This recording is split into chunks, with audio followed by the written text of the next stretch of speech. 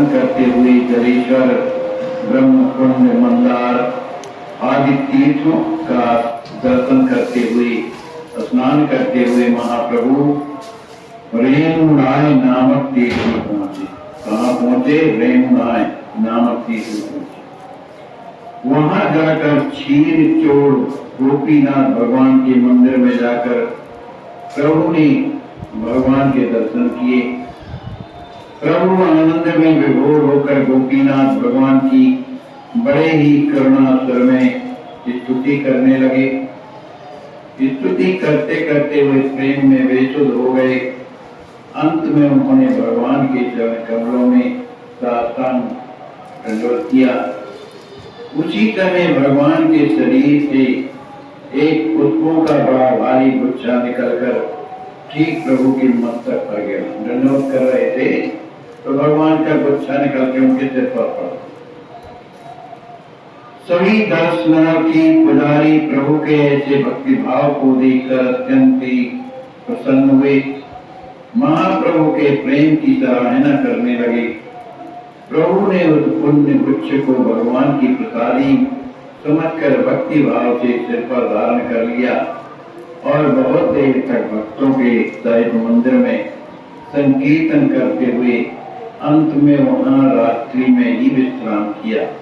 कहाँ? रेणु में आए श्री क्षीर चोर गोपीनाथ जी के मंदिर में।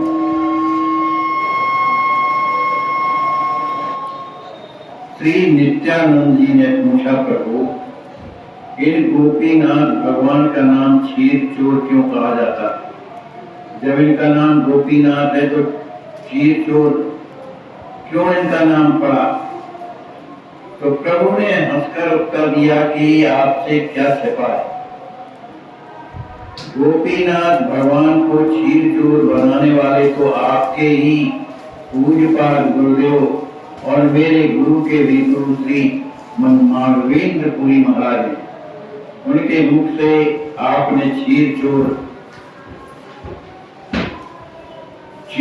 भगवान की कथा अवश्य सुनी होगी, किंतु फिर भी आप अन्य भक्तों के कल्याण के निमित्त मेरे मुख से इस कथा को सुनना चाहते।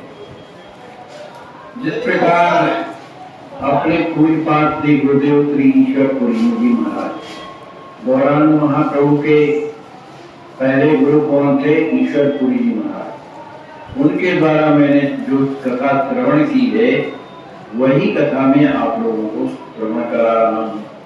इसलिए सभी कोई सावधान होकर के कथा श्रवण करें, क्योंकि कथा से ही सब कुछ संभव है।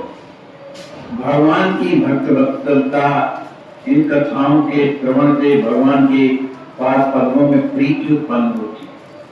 जिसकी कथा में ही प्रीति नहीं है तो कहां से भगवान का प्रेम मिलेगा?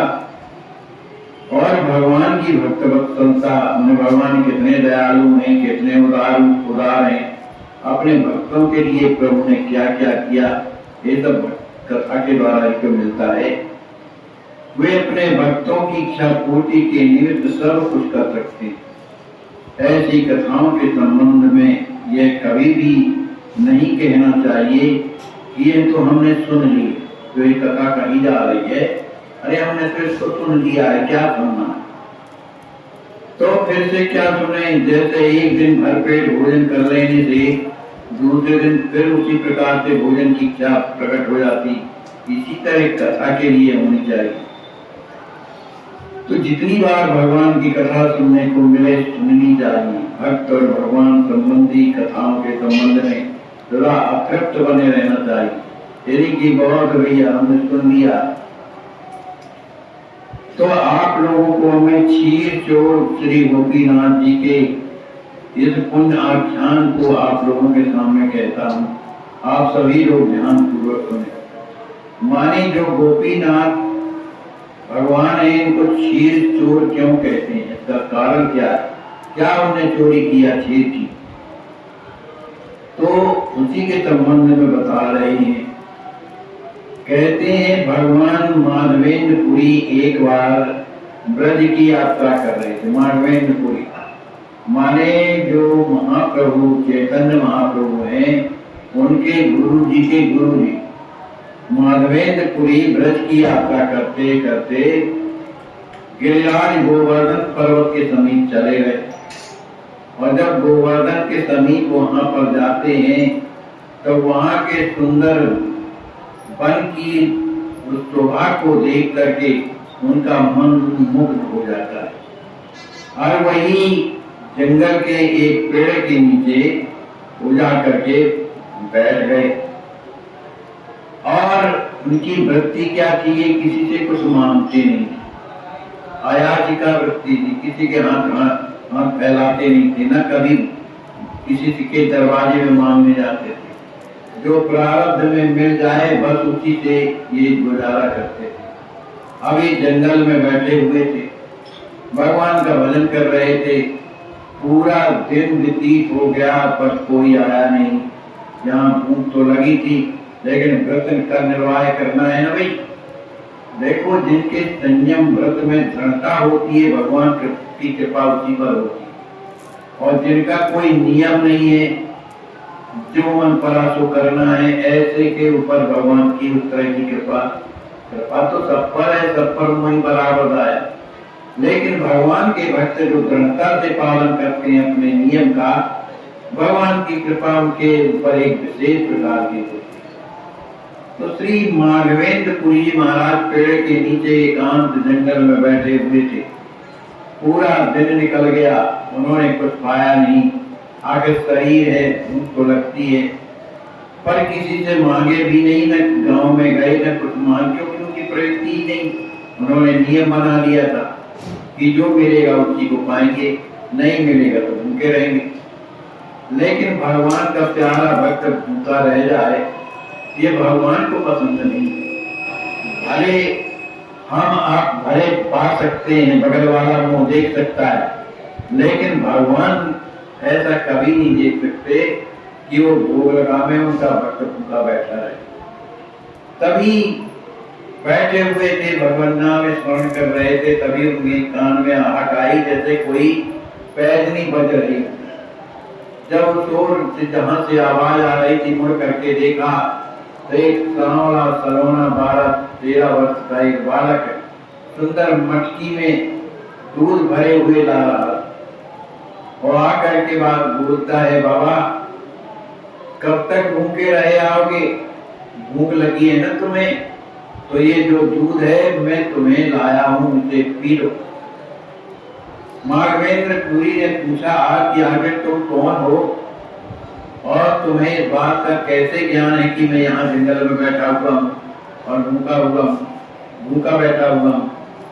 तब उस बालक ने हंसते हुए कहा कि महाराज मैं ग्वाला हूँ, मेरी माँ इधर जल भरने के लिए आई और आपको बैठा हुआ देखा। तो साधु बहुत से ऐसे हैं जो मधुकरी मांगने के लिए हमारे लोगों के दरवाजे में जाते हैं, तो हमसे जो बनता है दे देते हैं। पर जो कुछ मांगने ही नहीं जाते हैं और पेड़ के नीचे और भजन करते रहते हैं, ऐसे साधुओं की हम लोग भी देखा करते हैं कि कहाँ पर है। तो मेरी माता जी ने बताया कि एक साधु जंगल में एक पेड़ के नीचे बैठा हुआ है, उसने कुछ खाया पिया नहीं है, इसलिए तुम दूध ले जा करके दे आओ। तो मैं गया और गाय को धो करके यही ताजा दूध लेकर आपके लिए लाया हूँ, इसलिए आप इसको पी लेना और मैं सुबह जब आऊंगा तभी अपना पात्र में ले जाऊंगा। और माधवेंद्रपुरी ने सोचा कि बताओ भगवान की क्या व्यवस्था है कि हम ना जान के ना पहचान के, पर भगवान ने पता नहीं किसको भेज दिया और दूध भेजा यहाँ पर।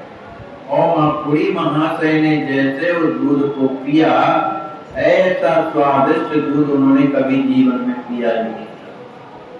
उनके पीते उनके शरीर में फुर्ती आ गई, एक अनेक प्रकार की उमंग भरने लगी, भगवान में प्रेम बढ़ने लगा। ऐसी उनकी स्थिति हो गई।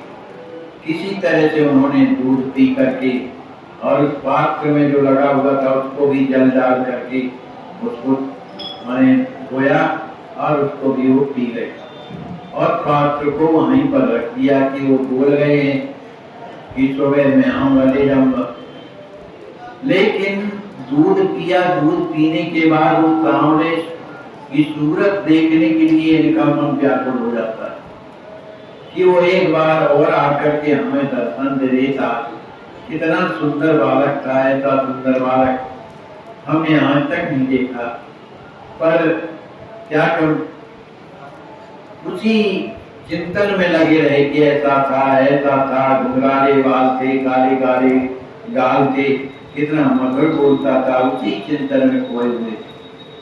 इसी तरह से रात व्यतीत होने लगी, सुबह का समय लगा, तभी इन्हें संद्रा हुई, निद्रा थोड़ा निद्रा।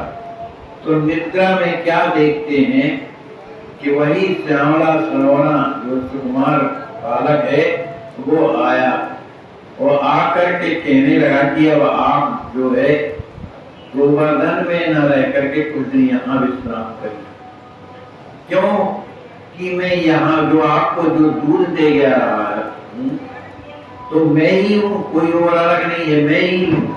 और मैं इसी बगल के पेड़ की झाड़ी के नीचे दबा हुआ हूँ। उस समय मुसलमानों का शासन था, मूर्तियां तोड़ी फोड़ी जाती थी, तो पुजारी जी ने मुझे इसी जमीन में गाड़ करके और वहां से चला गया था। तो मैं इसी झाड़ी के नीचे गड़ा हुआ हूँ, इसलिए तुम मुझे निकालो और मेरी प्रतिष्ठा करो। ऐसा कहा। तब उनका सवेरे का तो समय ही था, उठ करके बैठे, उन्हें याद आई कि अरे मुनि जिनने मुझे दूध दिया था वही थे, वो तो भगवान ही थे। जब वो इस तरह से कहे, उन्होंने गांव वाले लोगों को बुलाया, गांव वाले लोगों को बुला करके कहा, भैया इधर पेड़ के नीचे झाड़ी के पास में एक भगवान की सुंदर मूर्ति धसी हुई है, उसे निकालना है। गांव के लोग आए, उन्हें बताया कि इधर पर है। सभी कोई लग गए, वो खुदाई करते करते वो अत्यंत सुंदर मूर्ति गोपीनाथ की मिल गई। जब वो मिल गई तो भगवान ने स्वप्न में ये भी बताया था कि मेरा नाम गोपाल रखना, मैं गोपाल, मेरा नाम गोपाल रखना, ऐसा कहा। अब तो सभी गांव के लोग बड़े प्रसन्न हुए कि चलो भगवान की मूर्ति मिल गई।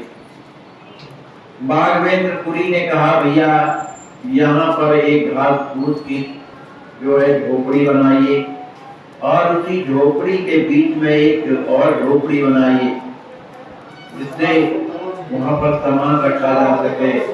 और उसी झोपड़ी में एक सुंदर आसन बनाइए मिट्टी का, जो ऊंचाई पे हो, उसमें भगवान पधराया जाएगा। इस तरह कहा। लोगों ने वही व्यवस्था किया और भगवान को पधरा दिया। अब माधवेंद्रपुरी कहने लगे कि आप लोग जितने गांव के लोग हो, इनमें जितने भी ब्राह्मण बैठे हैं, तो वो सब स्त्रियां और ब्राह्मण लोग मिल करके अपने घरों से जो जैसा उनके पास भोजन की सामग्री हो वो लेकर के यहाँ पर ही आए और यहीं सिद्ध करें। क्योंकि यहाँ पर भगवान का क्या करना है, उत्सव मनाना। यहाँ भगवान का अन्नकूट उत्सव मनाया जाएगा। अब तो इस बात को जब सुना गांव वालों ने तो बड़े प्रसन्न हुए। अब अपने अपने घरों से सभी कोई जो जैसे पदार्थ से सब लेकर के आते हैं, भांति के व्यंजन बनाते हैं। कोई दही लाया, कोई चूड़ा लाया, कोई घी लाया, है ना। इस तरह से सभी जितने ग्वाले थे सब वहां पर दूध लाते हैं। दुकान वाले जो बनिया थे, चावल, गुड़ा, घृत आदि बहुत सी भोजन की सामग्री भगवान के भोग के लिए लाते हैं। सुपात्र ब्राह्मणों की स्त्रियां आकर अपनी अपनी इच्छा के अनुसार सुंदर पदार्थ भगवान के भोग के लिए तैयार करने लगी। पदार्थों में कच्चे पक्के का भेदभाव नहीं था। ये भगवान को नहीं लगेगा, ऐसा नहीं था। भेदभाव नहीं था। जिसे जो बनाना आता है, जिसे जो अधिक प्रिय है, वही अपने शुद्ध भावना के अनुसार उसी पदार्थ को भक्ति भाव से बनाने लगे। कोई फुलौरीदार बढ़िया कढ़ी बना रहा है, कोई मूंग के, कोई उड़द के बड़े बड़े बनाती हैं, कोई दही, बड़े कांजी के, बड़े सोंठ के बड़े बना बना कर रख रही हैं। कोई पूरी, कचौड़ी, मालपुआ, मीठे पुआ, बेसन के पुआ, बाजरे की टिकियां बना रहा है। कोई बेसन के लड्डू, मूंग के लड्डू, निकुती के लड्डू, सूजी के लड्डू, चूरमा के लड्डू, कंगनी के लड्डू आदि अनेक प्रकार के लड्डुओं का भोग लगाने के लिए तैयार कर रही हैं। कोई भांत भांत के साथ खट्टे मीठे विविध प्रकार के रायते ही बना बना कर एक को रखती जाती हैं।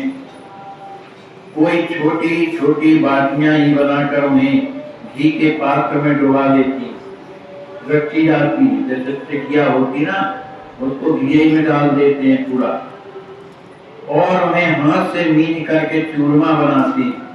कोई पतली पतली फुल्कियां बनाकर ये पका रही हैं। कोई मोटे मोटे रोट बनाकर भगवान को खिलाना चाहती हैं। कोई कंगनी का भात बना रही हैं। कोई बाजरे का भात उबाल रही हैं।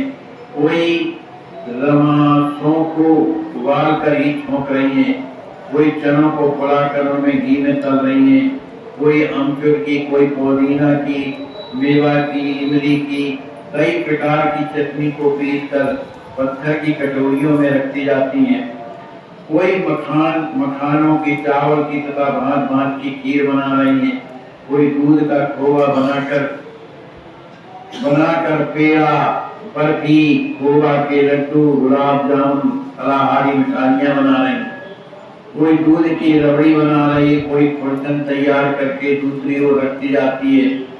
कोई मट्ठा की महेरी की भगवान को भोग लगाना चाहती है। कोई सुंदर सुंदर भांत के चावलों को कई प्रकार से रांध रही हैं। कोई रोटियों को दूध में मीन कर दूध में फुला रही हैं। कोई लस्सी बना रही है। कोई हलवा, मोहन भोग, दूध लस्सी आदि अनेक प्रकार के पदार्थ भगवान के भोग के लिए सब लोगों ने बनाए। वहां ढेर लग गया, बड़े बड़े पात्रों में भोग का ढेर लग गया। इस प्रकार सब सामान जब तैयार हो गया तो महाराज जी ने भगवान जो जमीन से निकले थे, सुंदर उनका स्नान करवाते हैं, अभिषेक कराते हैं, दूध के द्वारा, घी के द्वारा, दही के द्वारा अनेक प्रकार से अभिषेक करा करके उनका अनेक प्रकार से श्रृंगार करते हैं, सुंदर वस्त्र पहनाते हैं। वस्त्र पहनाने के बाद, सुंदर पहनाने के बाद जितना भोग तैयार था सब ला करके भगवान के सामने रखते थे और बड़े श्रद्धा के साथ प्रेम से प्रार्थना करते हैं।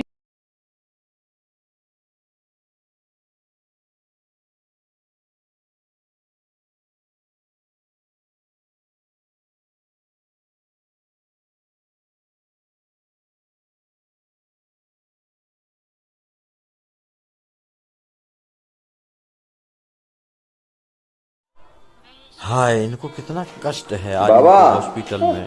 आपको ये लकवा मारा है, कितने दिन पहले मारा है? अपने को स्वयं इस जगह पे रख कर देखें, जब पैसा भी पास में ना हो और कोई अपना सहयोग करने वाला भी ना हो तो क्या होगा।